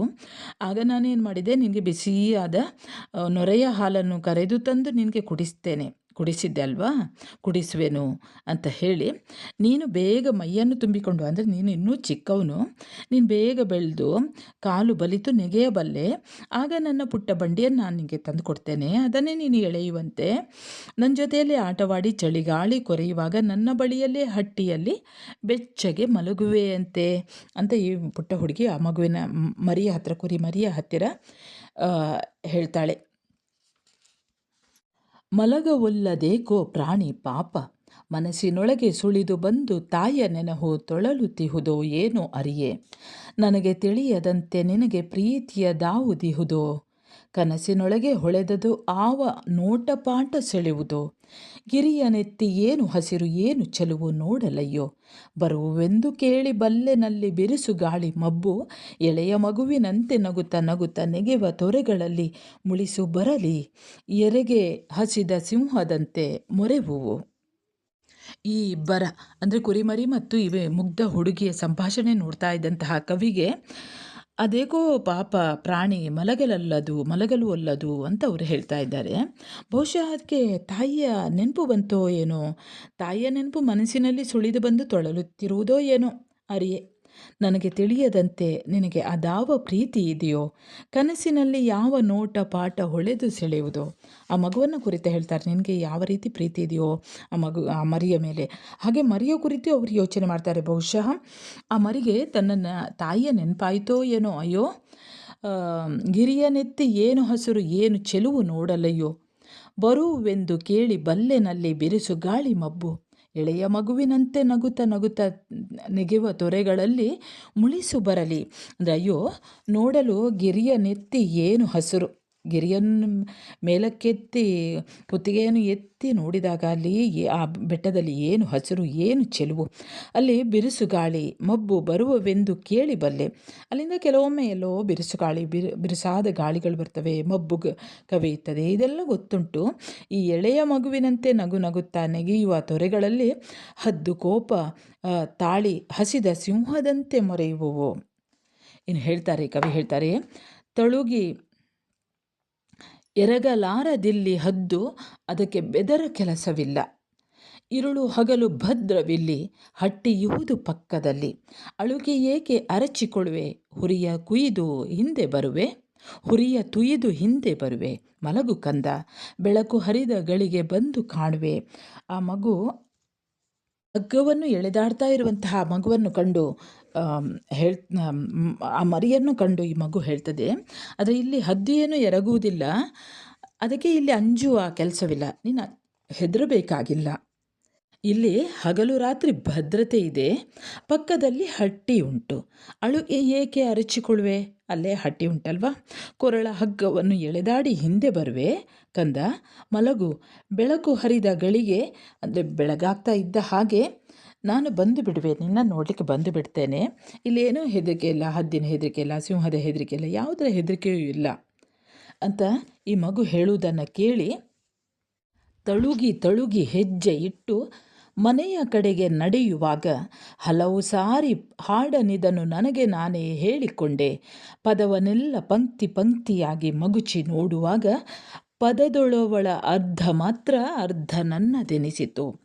ಇಲ್ಲಿ ನಿರೂಪಕರು ಈ ಕುರಿಮರಿಯ ಜೊತೆಗೆ ಮಾತನಾಡ್ತಾ ಇರುವಂತಹ ಈ ಮುಗ್ಧ ಹುಡುಗಿಯನ್ನು ಕಂಡು ಅವಳೇನು ಹೇಳಿದ್ಲೋ ಅದನ್ನೆಲ್ಲ ಹೇಳ್ತಾ ಬರ್ತಾರಂತೆ. ಕುಡಿಯೋ ಕಂದ ಕುಡಿಯೋ ಅನ್ನುವಂತಹ ಒಂದು ಮೆಲುದನಿಯಿಂದ ಹಿಡಿದು ಆ ಪ್ರೀತಿಯ ಮಾತಿನಿಂದ ಹಿಡಿದು ಅವಳೇನೆಲ್ಲ ಮಾತನಾಡಿದ್ಲೋ ಅದನ್ನೆಲ್ಲ ಈ ನಿರೂಪಕರು ಅಂದರೆ ಕವಿ ತಳುಗಿ ಮೆಲ್ಲನೆ ಹೆಜ್ಜೆ ಇಡ್ತಾ ಅವರು ಮನೆ ಕಡೆಗೆ ನಡೆಯುವಾಗ ಅವಳು ಹೇಳಿದಂತಹ ಮಾತುಗಳನ್ನೇ ಹಾಡಿನ ರೀತಿಯಲ್ಲಿ ತನಗೆ ತಾನೇ ಹೇಳಿಕೊಳ್ತಾರಂತೆ. ಅವರು ಹೇಳ್ತಾರೆ, ಪದವನ್ನೆಲ್ಲ ಪಂಕ್ತಿ ಪಂಕ್ತಿಯಾಗಿ ಸಾಲು ಸಾಲಾಗಿ ಮಗುಚಿ ನೋಡುವಾಗ ಈ ಪದದಲ್ಲಿ ನಂದು ಯಾವುದು, ಏನೂ ಇಲ್ಲ, ನಂದು ಅರ್ಧ ಮಾತ್ರ, ಮತ್ತು ಉಳಿದದ್ದೆಲ್ಲ ಅವಳದ್ದೇ, ಇನ್ನರ್ಧ ತನ್ನದು ಅಂತ ಎನಿಸಿತು ಈ ಕವಿಗೆ. ಕೊನೆಯ ಸಾಲ ನೋಡಿ, ತಿರುಗಿ ಪದವನಿದನು ನನಗೆ ನಾನೇ ಹೇಳಿಕೊಂಡೆ, ಅರೆಗೆ ಹೆಚ್ಚೆ ಹೆಣ್ಣ ಪಾಲು ಎಂದು ತೋರಿತೇಕೆ ಎನ್ನಲು, ಅವಳ ಕಣ್ಣ ನೋಟದಿಂದ ಅವಳ ನುಡಿಯ ಮರುಕದಿಂದ ಅವಳ ಹೃದಯದಲ್ಲಿ ಕಲಿತು ಹೋಯಿತು. ಈ ಪ್ರೀತಿಯ ಮಾತುಗಳು ಅನ್ನುವಂಥದ್ದು ಹೆಣ್ಣು ಮಗುವಿನಲ್ಲೇ ಹೊಮ್ಮಿರುವಂಥದ್ದು. ಅದಕ್ಕೆ ಅವರು ಹೇಳ್ತಾರೆ, ಕವಿ ಹೇಳ್ತಾರೆ, ನನಗೆ ನಾನೇ ಹೇಳಿಕೊಂಡೆ ತಿರುಗಿ ಪದವನಿದನು. ಆ ಅರ್ಧ ಪದ ಅವಳದ್ದು, ಅರ್ಧ ಪದ ತನ್ನದು. ಈ ಪದವನ್ನೇ ತಾನು ತಿರುಗಿ ಅವಳು ಏನು ಮಾತನಾಡಿದ್ಲೋ ಅದನ್ನೇ ಅವರು ಕವಿ ಹೇಳ್ತಾರಂತೆ. ಅವಳ ಕಣ್ಣ ನೋಟದಿಂದ ಅವಳ ನುಡಿಯ ಮರುಕದಿಂದ ಅವಳ ಹೃದಯ ನನ್ನಲ್ಲಿ ಕಲಿತು ಹೋಯಿತು. ಅಂದರೆ ಅವಳು ಮುದ್ದಿನಿಂದ ಪ್ರೀತಿಯಿಂದ ಆಡಿದಂತಹ ಆ ಮಾತುಗಳು ಮತ್ತು ಆ ಮರಿಯನ್ನು ಬಿಟ್ಟು ಹೋಗುವಾಗ ಅವಳಲ್ಲಿದ್ದಂತಹ ಒಂದು ಮರುಕ, ಅದೆಲ್ಲವೂ ಕೂಡ ಅಂದರೆ ಆ ಪ್ರೀತಿ ಅನ್ನುವಂಥದ್ದು, ಅನುಕಂಪದಿಂದ ಆ ಮರಿಯನ್ನು ಅವಳು ದಿಟ್ಟಿಸಿ ನೋಡುವಂಥದ್ದು, ಅವಳ ಹೃದಯದಲ್ಲಿರುವಂತಹ ಪ್ರೀತಿ ತನ್ನ ಎದೆಯಲ್ಲೇ ನೆಟ್ಟು ಹೋಯಿತು, ತನ್ನ ಹೃದಯದಲ್ಲೇ ಕಲಿತು ಹೋಯಿತು ಅಂತ ಇಲ್ಲಿ ಕವಿ ಹೇಳ್ತಾರೆ. ಸರಿ ವಿದ್ಯಾರ್ಥಿಗಳೇ, ಇಲ್ಲಿಗೆ ಸಾರಾಂಶ ಕುರಿಮರಿ ಅನ್ನುವಂತಹ ಈ ಕವಿತೆಯ ಸಾರಾಂಶ ಮುಕ್ತಾಯವಾಗ್ತದೆ. ಈಗ ನಾವು ಪ್ರಶ್ನೋತ್ತರಗಳನ್ನು ಗಮನಿಸೋಣ. ಮೊದಲ ಪ್ರಶ್ನೆ ನೋಡಿ, ಮುದ್ದಿನ ಕುರಿಮರಿ ಕಥನ ಗೀತೆಯಲ್ಲಿ ಬಾಲಕಿ ಮತ್ತು ಕುರಿಮರಿಯ ಚಿತ್ರಣ ಹೇಗೆ ನಿರೂಪಿತವಾಗಿದೆ ವಿವರಿಸಿ. ಎರಡನೇ ಪ್ರಶ್ನೆ, ತಾಯಿಯಿಂದ ಬೇರ್ಪಟ್ಟ ಕುರಿಮರಿಯನ್ನು ಬಾಲಕಿ ನೋಡಿಕೊಳ್ಳುವ ಬಗೆಯನ್ನು ಕವಿ ಮುದ್ದಿನ ಕುರಿಮರಿ ಕವಿತೆಯಲ್ಲಿ ಹೇಗೆ ಚಿತ್ರಿಸಿದ್ದಾರೆ. ಮೂರನೇ ಪ್ರಶ್ನೆ, ಮುದ್ದಿನ ಕುರಿಮರಿ ಕವನದ ಆಶಯವನ್ನು ವಿವರಿಸಿ. ಉತ್ತರ ನೋಡಿ, ಬಿ.ಎಂ. ಶ್ರೀ ಅವರು ಬರೆದಂತಹ ಮುದ್ದಿನ ಕುರಿಮರಿ ಅನ್ನುವಂಥದ್ದು ವಿಲಿಯಂ ವರ್ಡ್ಸ್ವರ್ತ್ ಕವಿಯ ದಿ ಪೆಟ್ ಲ್ಯಾಂಪ್ ಅನ್ನುವಂತಹ ಕವಿತೆಯ ಕನ್ನಡ ರೂಪಾಂತರವಾಗಿದೆ. ತಾಯಿಯನ್ನು ಅಗಲಿದಂತಹ ತಬ್ಬಲಿ ಕುರಿಮರಿಯೊಂದರ ಕರುಣಾಜನಕ ಚಿತ್ರಣ ಇಲ್ಲಿ ಹೃದಯ ಸ್ಪರ್ಶಿಯಾಗಿ ಹೃದಯ ಹನಿಯುವ ಹಾಗೆ ಮೂಡಿಬಂದಿದೆ. ತನ್ನ ತಂದೆ ಪ್ರೀತಿಯಿಂದ ತೋಳಲ್ಲಿ ಹೊತ್ತು ತಂದಂತಹ ತಬ್ಬಲಿ ಕುರಿಮರಿಯನ್ನು ಬಾಲಕಿ ಪ್ರೀತಿಯಿಂದ ತಾಯಿಗಿಂತ ಮಿಗಿಲಾಗಿ ಆರೈಕೆ ಮಾಡುವ ಬಗೆಯನ್ನು ಇಲ್ಲಿ ನೋಡಬಹುದು. ತಾಯ್ತನದ ಸವಿಯ ಪಾರಮ್ಯವನ್ನು ಅದು ವಂಚಿತವಾದರೆ ಅದರಿಂದ ಆಗುವಂತಹ ಮನದ ನೋವು ಎಂಥದು ಅನ್ನುವಂಥದ್ದನ್ನು ಈ ಕವಿತೆಯಲ್ಲಿ ನಾವು ಕಾಣಬಹುದು. ಕವಿತೆಯಲ್ಲಿ ಪ್ರತಿಪಾದಿಸಿರುವಂತಹ ಈ ಹೆಣ್ಣು ಮಗುವಿನ ತಂದೆ ಮಲೆಯ ದೂರದಿಂದ ತಗ್ಗಿನಲ್ಲಿ ತಾಯಿಯನ್ನು ಅಗಲಿ ತಬ್ಬಲಿಯಾದಂತಹ ಕುರಿಮರಿಯನ್ನು ತನ್ನ ತೋಳಿನಲ್ಲಿ ಎತ್ತಿಕೊಂಡು ಬಹಳಷ್ಟು ಮರುಕದಿಂದ ಮನೆಗೆ ತರುತ್ತಾನೆ. ಬಾಲಕಿ ಈ ಕುರಿಮರಿಯನ್ನು ತಾಯಿಗಿಂತ ಹೆಚ್ಚಾಗಿ ಜೋಪಾನ ಮಾಡುತ್ತಾಳೆ. ಕುಡಿಯೋ ಕಂದ ಕುಡಿಯೋ ಎಂದು ಕುರಿಮರಿಗೆ ನೀರನ್ನು ಕುಡಿಯಲು ಪ್ರೀತಿಯಿಂದ ಹೇಳ್ತಾಳೆ. ಬಿಳಿ ಕುರಿಮರಿಯ ತಲೆಯನ್ನು ತಡವುತ್ತಾಳೆ. ಪುಟ್ಟ ಹುಡುಗಿ ಬೆಟ್ಟದಿಂದ ಹುಲ್ಲಿನ ಮೇಲೆ ಮಂಡೆಯೂರಿ ಕುರಿಮರಿಗೆ ಮಂಡಿಯೂರಿ ಆ ಕುರಿಮರಿಗೆ ದಿನವೂ ಕೂಡ ನೀರನ್ನು ಹಾಗೆ ತಿಂಡಿಯನ್ನು ಇಡ್ತಾ ಇದ್ಲು. ಹಾಗೆ ಆ ಕುರಿಮರಿಗೆ ನೀರು ಕುಡಿಸುವುದನ್ನು ಮುಗಿಸಿ ಮರಿಯನ್ನು ಬಿಟ್ಟು ಮನೆಗೆ ಹೊರಡ್ತಾಳೆ. ಅದು ಇನ್ನೂ 10 ಹೆಜ್ಜೆ ನಡೆಯುವಷ್ಟರಲ್ಲೇ ಹಾಗೇ ನಿಂತುಕೊಂಡು ಆ ಮರಿಯನ್ನು ನೋಡ್ತಾಳೆ. ಬಹಳಷ್ಟು ಪ್ರೀತಿಯಿಂದ ನೋಡ್ತಾಳೆ. ಆದರೆ ಕುರಿಮರಿಗೆ ಏನೋ ಕೊರತೆ. ಅದು ತನ್ನ ಕೊರಳ ಹಗ್ಗವನ್ನು ಎಳೆದಾಡ್ತದೆ. ಹುಡುಗಿ ಅದಕ್ಕೆ ಉಣ್ಣಲು ಮಲಗಲು ಎಲ್ಲ ಅನುಕೂಲವನ್ನು ಮಾಡಿದರೂ ಕೂಡ ಅದಕ್ಕೆ ಸಮಾಧಾನವಿಲ್ಲ. ಇದನ್ನು ಕಂಡಂತಹ ಪುಟ್ಟ ಹುಡುಗಿ, ಕಂದ ನಿನಗೇನು ಕೊರತೆ? ಹುರಿಯನ್ನು ಯಾಕೆ ಎಳೆದಾಡ್ತಾ ಇದ್ದಿ? ಆ ಹಗ್ಗವನ್ನು ಯಾಕೆ ಎಳೆದಾಡ್ತಾ ಇದ್ದಿ? ಮರೆಯದೆ ಉಣ್ಣಲು ಮಲಗಲು ವ್ಯವಸ್ಥೆ ಮಾಡಿರುವೆನಲ್ಲ, ನೀನೇನು ಹುಡುಕ್ತಿರುವೆ? ಮನಸ್ಸಿಗೇನು ಬಯಕೆ ಇದೆ? ನೀನು ಬಲಿತು ಬೆಳೆಯುತ್ತಾ ಇರುವೆ ಎಂದು ಪ್ರೀತಿಯಿಂದ ವಿಚಾರಿಸ್ತಾಳೆ. ಆದರೆ ಕುರಿಮರಿಗೆ ಮಾತ್ರ ಇದು ಯಾವುದೂ ಬೇಕಿಲ್ಲ. ಬಂದ ಭಾಗ್ಯವನ್ನು ತೊರೆದು ಎಲ್ಲಿ ಅಲೆಯುವ ಆಸೆ ಕಂದ ಸಾಕುತ್ತಿರುವೆನೆನ್ನುತ್ತಿದ್ದಳೇನು? ಇಷ್ಟು ಪ್ರೀತಿ ತೋರುತ್ತಾ ನಿನ್ನ ತಾಯಿ ಈ ರೀತಿ ಪ್ರೀತಿ ತೋರಿಸ್ತಾಳ ಅಂತ ಕೇಳಿದರೂ ಕೂಡ ಅದಕ್ಕೆ ಸಮಾಧಾನ ಇಲ್ಲ. ಹಗಲು ರಾತ್ರಿ 2 ಹೊತ್ತು ತನ್ನ ಪುಟ್ಟ ತೊಟ್ಟಿಯಲ್ಲಿ ತೊರೆಯ ತೆಳಿ ನೀರನ್ನು ತಂದು ಕುಡಿಸ್ತಾಳೆ. 2 ಸಲ ಮಂಜು ಬಿದ್ದ ಹೊಲಗಳೆಲ್ಲ ನೆನೆದ ವೇಳೆ ಬಿಸಿಯಾದ ನೊರೆಯ ಹಾಲನ್ನು ಕರೆದು ಕುಡಿಸ್ತಾಳೆ. ಕುರಿಮರಿ ಬೇಗ ಮೈ ತುಂಬಿಕೊಂಡು ಕಾಲು ಬಲೆತು ನೆಗೆಯುವಾಗ ತನ್ನ ಪುಟ್ಟ ಬಂಡಿಯನ್ನು ಎಳೆಯಲು ಕೊಡುವುದಾಗಿ ಹೇಳ್ತಾಳೆ. ತನ್ನ ಜೊತೆಯಲ್ಲಿ ಆಟವಾಡಿ ಚಳಿಗಾಳಿಯಲ್ಲಿ ಕೊರೆಯುವಾಗ ತನ್ನ ಬಳಿಯೇ ಹಟ್ಟಿಯಲ್ಲಿ ಬೆಚ್ಚಗೆ ಮಲಗುವಂತೆ ಹೇಳಿ ಅದಕ್ಕೆ ಉಪಚರಿಸ್ತಾಳೆ. ಆದರೂ ಯಾಕೋ ಪಾಪ ಈ ಪ್ರಾಣಿ ಮಲಗದು. ಪುಟ್ಟ ಹುಡುಗಿ ಊಹಿಸಿದಂತೆ ಆ ಕುರಿಮರಿಗೆ ತನ್ನ ಅಗಲಿದ ತಾಯಿಯ ನೆನಪಾಗಿರಬೇಕು. ಆ ತಾಯಿಯ ನೆನಪು ಅದರ ಮನಸ್ಸಿನಲ್ಲಿ ಸುಳಿದು ಅದು ತೊಳಲ್ತಾ ಇರಬೇಕು. ಪುಟ್ಟ ಹುಡುಗಿಗೆ ತಿಳಿಯದಂತೆ ಅದ್ಯಾವುದೋ ಪ್ರೀತಿ ಆ ಕುರಿಮರಿಯನ್ನು ಸೆಳೆದಿರಬೇಕು. ಕನಸಿನಲ್ಲಿ ಯಾವುದೋ ನೋಟ ಪಾಠ ಹೊಳೆದ ಹಾಗೆ ಅದನ್ನು ಸೆಳೆದಿರಬೇಕು. ಹೀಗೆ ತಾಯಿಯನ್ನು ಕಳೆದುಕೊಂಡು ತಬ್ಬಲಿಯಾಗಿ ಒಳಗೊಳಗೆ ಕೊರಗುವ ಕುರಿಮರಿಯನ್ನು ಪ್ರೀತಿಯಿಂದ ಸಾಕುವಂತಹ ಈ ಪುಟ್ಟ ಹುಡುಗಿ ತನ್ನನ್ನು ಬಿಟ್ಟು ಹೋಗದಂತೆ ಬೆಟ್ಟದಲ್ಲಿನ ಭಯದ ಬದುಕನ್ನು ಅದರ ನೆನಪಿಗೆ ತರುತ್ತಾಳೆ. ಗಿರಿಯನೆತ್ತಿ ಹಸಿರು ಚೆಲುವಿನಿಂದ ಕೂಡಿದ್ದರೂ ಅಲ್ಲಿ ಬಿರುಸುಗಾಳಿ ಮಬ್ಬು ಇರುವುದನ್ನು ಅದಕ್ಕೆ ಹೇಳ್ತಾಳೆ. ಎಳೆಯ ಮಗುವಿನಂತೆ ನಗುನಗುತ್ತಾ ನೆಗೆಯುವ ತೊರೆಗಳು ಅಲ್ಲಿ ಕೋಪಿಸಿಕೊಂಡು ಮೇಲೆರಗುವುದು, ಸಿಂಹದಂತೆ ಮೊಳಗುವುದನ್ನು ಮನವರಿಕೆ ಮಾಡಿಕೊಡುತ್ತಾಳೆ. ಆದರೆ ತಾನಿರುವಲ್ಲಿ ಹದ್ದು ಎರಗುವುದಿಲ್ಲವೆಂದು, ಆದ್ದರಿಂದ ಅಂಜು ಅಗತ್ಯ ಕೂಡ ಇಲ್ಲವೆಂದು, ಹಗಲು ರಾತ್ರಿ ಇಲ್ಲಿ ಭದ್ರತೆ ಇರುವುದೆಂದು, ಪಕ್ಕದಲ್ಲೇ ಹಟ್ಟಿ ಇರುವುದೆಂದು, ಹಾಗಾಗಿ ಅಳುಕಬೇಕಾಗಿಲ್ಲವೆಂದು ಧೈರ್ಯ ಹೇಳ್ತಾಳೆ.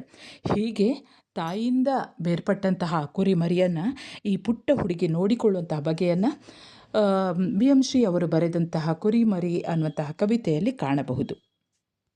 ಮುಂದಿನ ಪ್ರಶ್ನೆ ನೋಡಿ. ಮುಗ್ಧತೆ, ಪ್ರೀತಿ, ವಾತ್ಸಲ್ಯ, ನಿಷ್ಕಲ್ಮಶ ಮನಸ್ಸು ಎಳೆತನದಲ್ಲಿ ಮಾತ್ರ ಕಾಣಲು ಸಾಧ್ಯ ಎಂಬುದು ಮುದ್ದಿನ ಕುರಿಮರಿ ಕವಿತೆಯಲ್ಲಿ ಹೇಗೆ ಮೂಡಿಬಂದಿದೆ ತಿಳಿಸಿ. 2ನೇ ಪ್ರಶ್ನೆ. ನಿರೂಪಕರು ಬಾಲಕಿಯ ಹೃದಯವು ಎನ್ನ ಹೃದಯದಲ್ಲಿ ಕಲೆತು ಹೋಯಿತು ಎಂದು ಹೇಳಲು ಕಾರಣವೇನು? 3ನೆಯ ಪ್ರಶ್ನೆ. ಮನುಷ್ಯ ಮುಖವಾಡವನ್ನು ಕಳಚಿಕೊಂಡು ಎಳೆತನದ ಮುಗ್ಧತೆ, ನಿಷ್ಕಲ್ಮಶ ಪ್ರೀತಿ, ವಾತ್ಸಲ್ಯದಿಂದ ಬದುಕಬೇಕು ಎಂಬುದನ್ನು ನಿರೂಪಕರು ಬಯಸಿದ್ದು ಏಕೆ? ಚರ್ಚಿಸಿರಿ. ಕೊನೆಯ ಪ್ರಶ್ನೆ. ಮುಗ್ಧ ಮನಸ್ಸುಗಳ ಸಮಾಗಮ ಮುದ್ದಿನ ಕುರಿಮರಿ ಕಥನ ಗೀತೆಯಲ್ಲಿ ಅನಾವರಣಗೊಂಡಿದೆ, ಹೇಗೆ? ತಿಳಿಸಿ. ಉತ್ತರ ನೋಡಿ. ಬಿ.ಎಂ. ಶ್ರೀ ಅವರು ಬರೆದಂತಹ ಕುರಿಮರಿ ಅನ್ನುವಂತಹ ಈ ಕವನದಲ್ಲಿ ಎಳೆಯ ಪುಟ್ಟ ಹುಡುಗಿ ಹಾಗೂ ಎಳೆಯ ಕುರಿಮರಿ ಈ 2 ಹೃದಯಗಳ ಮುಗ್ಧ ಮನಸ್ಸುಗಳ ಸಮಾಗಮವನ್ನು ಈ ಕವನದಲ್ಲಿ ಕಾಣಬಹುದು. ಮುಗ್ಧತೆ, ಪ್ರೀತಿ, ವಾತ್ಸಲ್ಯ, ನಿಷ್ಕಲ್ಮಶ ಮನಸ್ಸು ಎಳೆತನದಲ್ಲಿ ಮಾತ್ರ ಕಾಣಲು ಸಾಧ್ಯ. ಆದ್ದರಿಂದ ಮನುಷ್ಯ ತನ್ನ ಮುಖವಾಡವನ್ನು ಕಳಚಿಕೊಂಡು ಎಳೆತನದ ಮುಗ್ಧತೆ, ನಿಷ್ಕಲ್ಮಶ ಪ್ರೀತಿ, ವಾತ್ಸಲ್ಯಗಳಿಂದ ಬದುಕಬೇಕಾದಂಥ ಅಗತ್ಯವನ್ನು ಈ ಕಥನ ಕವನದಲ್ಲಿ ಕಾಣಬಹುದು. ಪುಟ್ಟ ಹುಡುಗಿಯ ತಂದೆ ದೂರದ ತಗ್ಗಿನಲ್ಲಿ ತನ್ನ ತಾಯಿಯಿಂದ ಬೇರ್ಪಟ್ಟಂತಹ ಕುರಿಮರಿಯನ್ನು ತೋಳಿನಲ್ಲಿ ಎತ್ತಿಕೊಂಡು ಮರುಕದಿಂದ ಮನೆಗೆ ತರುತ್ತಾನೆ. ಅಂದಿನಿಂದ ಪುಟ್ಟ ಹುಡುಗಿ ಆ ಕುರಿಮರಿಗೆ ತಾಯಿಯಾಗಿ ಆಸರೆ ನೀಡ್ತಾಳೆ. ಪ್ರೀತಿಯಿಂದ ಪಾಲನೆ ಪೋಷಣೆಯನ್ನು ಮಾಡ್ತಾಳೆ. ಹುಲ್ಲ ಮೇಲೆ ತನ್ನ ಮಂಡಿಯನ್ನು ಊರಿ ತಿಂಡಿಯನ್ನು ನೀಡ್ತಾಳೆ. ತನ್ನ ಪುಟ್ಟ ತೊಟ್ಟಿಯಲ್ಲಿ ತೊರೆಯ ತಿಳಿನೀರನ್ನು ತಂದು 2 ಹೊತ್ತು ಎಂಬಂತೆ ಕುಡಿಸುತ್ತಾಳೆ. ತನ್ನೊಡನೆ ಆಟವಾಡಿ ಚಳಿಗಾಳಿಯಲ್ಲಿ ನಡುಗುವಾಗ ಬಿಸಿಯಾದ ನೊರೆಹಾಲು ಕರೆದು ಮಮತೆಯಿಂದ ಕುಡಿಸ್ತಾಳೆ. ತನ್ನ ಮುದ್ದಿನ ಕುರಿಮರಿಗೆ ಯಾವ ಕೊರತೆಯೂ ಕೂಡ ಕಾಣದ ಹಾಗೆ ನೋಡಿಕೊಳ್ತಾಳೆ. ಹೀಗೆ ಸಂಘರ್ಷಕ್ಕೆ ಎಡೆಯಿಲ್ಲದೆ ಮಾನವೀಯ ಅನುಕಂಪದಿಂದ ಕುರಿಮರಿ ಮತ್ತು ಪುಟ್ಟ ಹುಡುಗಿ ಬೆರೆತು ಹೋದದ್ದು ಮನುಷ್ಯತ್ವದ ಸಂಕೇತ. ಮುಗ್ಧತೆ, ಪ್ರೀತಿ, ವಾತ್ಸಲ್ಯ ನಿಷ್ಕಲ್ಮಶ ಮನಸ್ಸುಗಳ ಪ್ರತೀಕ. ಪ್ರೀತಿ, ವಾತ್ಸಲ್ಯ, ಕರುಣೆ, ಮಮಕಾರಗಳು ಇಂತಹ ಮಾನವೀಯತೆಯನ್ನೇ ಮರೆತಂತಹ ಇಂದಿನ ನಾಗರಿಕ ಸಮಾಜಕ್ಕೆ ಈ ಕವನ ಮನುಷ್ಯತನ ಮುಖವಾಡವನ್ನು ಕಳಚಿ ಸಹಜ ಗುಣಗಳನ್ನು ಬೆಳೆಸಿ ಬದುಕಬೇಕು ಅನ್ನುವಂಥದ್ದಕ್ಕೆ ಸ್ಫೂರ್ತಿಯಾದಂತಹ ಕವಿತೆಯಾಗಿದೆ. ಮುಂದೆ ಗಮನಿಸಬೇಕಾದಂಥ ಸಾಲುಗಳು ಅಂದರೆ ಸಂದರ್ಭದೊಡನೆ ಸ್ವಾರಸ್ಯ ವಿವರಿಸಿ. ನಿಮಗೆಲ್ಲ ಯಾವ ರೀತಿ ಬರೆಯಬೇಕು ಅಂತ ಗೊತ್ತಿದೆ, ಬಹಳ ಸುಲಭ ಇದೆ. ಒಂದು ಸಲಕ್ಕೆ ನೋಡಿಕೊಳ್ಳಿ. ಆವಾಗ ನಿಮಗೆ ನಾನು ಯಾವ ಉತ್ತರವನ್ನು ಹೇಳಿದೆ ನೋಡಿ ಅದನ್ನೇ ಒಂದು ಸಲಕ್ಕೆ ಕೇಳಿಕೊಂಡ್ರೆ ಅಥವಾ ಆ ಕವಿತೆಯನ್ನು ನೋಡಿಕೊಂಡ್ರೆ ನಿಮ್ಗೆ ಗೊತ್ತಾಗ್ತದೆ. ಮೊದಲಿಗೆ ಹೇಗೆ ಬರಿಬೇಕು ಅನ್ನುವಂಥದ್ದನ್ನು ಒಂಚೂರು ಹೇಳ್ತೇನೆ. ಅವಳ ಹೃದಯದಲ್ಲಿ ಕಲಿತು ಹೋಯಿತು. ಈ ಮೇಲಿನ ಸಾಲನ್ನು BM ಶ್ರೀ ಇವರು ಬರೆದ ಮುದ್ದಿನ ಕುರಿಮರಿ ಅನ್ನುವಂತಹ ಕಥನ ಕವನದಿಂದ ಆಯ್ದುಕೊಳ್ಳಲಾಗಿದೆ. ಪುಟ್ಟ ಹುಡುಗಿ ಎಳೆಯ ಕುರಿಮರಿಯನ್ನು ನೋಡಿಕೊಳ್ಳುವ ರೀತಿಗೆ ಮನಸೊತ್ತ ಸಂದರ್ಭದಲ್ಲಿ ಕವಿ ಈ ಮಾತನ್ನು ಹೇಳ್ತಾರೆ. ಇಲ್ಲಿಂದ ಮುಂದೆ ವಿವರಿಸುವಂಥದ್ದು. ಮುಂದೆ ಅವಳ ಹೃದಯದಲ್ಲಿ ಕಲಿತು ಹೋಯಿತು. ಇದು ಕೂಡ ಕವಿ ಹೇಳುವಂಥದ್ದು. ಮರೆಯಲಿದ್ದ ಜಾಗದಿಂದ ಕಂಡೆನವಳ ಕಾಣದಂತೆ. 4ನೇದು ಮರೆಯದುಣಲು ಮಲಗಲೆಲ್ಲ ನೇರ್ಪು ಮಾಡಿ ಇರುವೆನಲ್ಲ. 5ನೇದು ಇಲ್ಲಿ ಗರುಕೆ ಎಳೆಯ ಗರುಕೆ ಇಲ್ಲಿ ಹೂವಿಗೆಣೆಯ ಕಾಣೆ. 6ನೇದು ಬಂದ ಭಾಗ್ಯ ಉಳಿದು ಎಲ್ಲಿ ಅಲೆಯುವಾಸೆ ಕಂದ. 7ನೇದು ನನ್ನ ಬಳಿಯೇ ರೊಪ್ಪವಾಗಿ ಕೆಡೆಯುವಂತೆ ಬೆಚ್ಚಗೆ. 8ನೇದು ಕನಸಿನೊಳಗೆ ಹೊಳೆದದು ಆವ ನೋಟ ಪಾಠ ಸೆಳೆಯುವುದು. 9ನೇದು ಕೊನೆಯದು ಪದದೊಳು ಅವಳ ಅರ್ಧ ಮಾತ್ರ ಅರ್ಧನನ್ನದೆನಿಸಿತು. ಇನ್ನು ಮುಂದೆ ವಿದ್ಯಾರ್ಥಿಗಳಿಗೆ ಟಿಪ್ಪಣಿಗೆ ಇದೆ ಮುದ್ದಿನ ಕುರಿಮರಿ ಈ ವಿಷಯ ಕೊಡ್ತಾರೆ. ಆಗ ಇದನ್ನೇ ಪದ್ಯದ ಸಾರಾಂಶವನ್ನೇ ಸ್ವಲ್ಪ ಸಂಕ್ಷಿಪ್ತವಾಗಿ ಬರ್ಕೊಂಡ್ಬಿಡಿ. ಇನ್ನು 1 ಅಂಕದ ಪ್ರಶ್ನೆ ನೋಡಿ. ಮುದ್ದಿನ ಕುರಿಮರಿ ಈ ಕಥನ ಕವನದ ಕರ್ತೃ ಯಾರು ಅಥವಾ ಕವಿ ಯಾರು? ಉತ್ತರ BM ಶ್ರೀ. 2ನೇ ಪ್ರಶ್ನೆ, ಮುದ್ದಿನ ಕುರಿಮರಿಯನ್ನು ಹೊತ್ತು ತಂದವರು ಯಾರು? ಉತ್ತರ ಪುಟ್ಟ ಹುಡುಗಿಯ ತಂದೆ. 3ನೇ ಪ್ರಶ್ನೆ, ಕುರಿಮರಿ ಎಲ್ಲಿ ಸಿಕ್ಕಿತು? ಉತ್ತರ ಕುರಿಮರಿ ಗಿರಿಯ ದೂರದ ತಗ್ಗಿನಲ್ಲಿ ಸಿಕ್ಕಿತು. 4ನೇ ಪ್ರಶ್ನೆ, ಹುಡುಗಿಯ ಹೃದಯ ಯಾರ ಹೃದಯದಲ್ಲಿ ಕಲಿತು ಹೋಯಿತು? ಉತ್ತರ ಹುಡುಗಿಯ ಹೃದಯ ಕವಿಯ ಹೃದಯದಲ್ಲಿ ಕಲಿತು ಹೋಯಿತು. 5ನೇ ಪ್ರಶ್ನೆ, ಪುಟ್ಟ ಹುಡುಗಿ ಕುರಿಮರಿಗೆ ಕುಡಿಸುತ್ತಿದ್ದ ನೀರು ಯಾವುದು? ಉತ್ತರ ಕುರಿಮರಿಗೆ ಕುಡಿಸುತ್ತಿದ್ದ ನೀರು ತೊರೆಯ ತಿಳಿನೀರು. 6ನೇ ಪ್ರಶ್ನೆ, ಗಿರಿಯ ಗಾಳಿ ಮಳೆ ಕನಸಿನಲ್ಲೂ ಸುಳಿಯದ ಸ್ಥಳ ಯಾವುದು? ಉತ್ತರ ಪುಟ್ಟ ಹುಡುಗಿಯ ಮನೆಯ ಹಟ್ಟಿ. 7ನೇ ಪ್ರಶ್ನೆ, ಕುರಿಮರಿಯ ಕೊರಗಿಗೆ ಕಾರಣವೇನು? ಉತ್ತರ ಅಗಲಿದ ತಾಯಿಯ ನೆನಪು. 8ನೇ ಪ್ರಶ್ನೆ, ಪುಟ್ಟ ಹುಡುಗಿಗೆ ಅಳತೆ ಮಾಡಿ ನುಡಿಯನ್ನು ಹೆಣೆಯುವ ವರವನ್ನು ಕೊಟ್ಟವರು ಯಾರು? ಉತ್ತರ ವಾಣಿ ಅಂದರೆ ಸರಸ್ವತಿ. ಕೊನೆಯ ಪ್ರಶ್ನೆ, ಪುಟ್ಟ ಹುಡುಗಿಯ ಹಾಡಿನಲ್ಲಿ ಅರ್ಧ ಹಾಡು ಯಾರದು? ಉತ್ತರ ಕವಿಯದು. ಸರಿ ವಿದ್ಯಾರ್ಥಿಗಳೇ, ಇಲ್ಲಿಗೆ BM ಶ್ರೀ ಅವರು ಬರೆದಂತಹ ಕುರಿಮರಿ ಅನ್ನುವಂತಹ ಕವಿತೆಯ ಸಾರಾಂಶ ಮತ್ತು ಪ್ರಶ್ನೋತ್ತರಗಳು ಮುಕ್ತಾಯವಾಗ್ತದೆ. ಸರಿ, ಇನ್ನೊಂದು ಹೊಸ ಪಾಠದೊಂದಿಗೆ ಮತ್ತೆ ಬರುತ್ತೇನೆ. ಅಲ್ಲಿಯವರೆಗೆ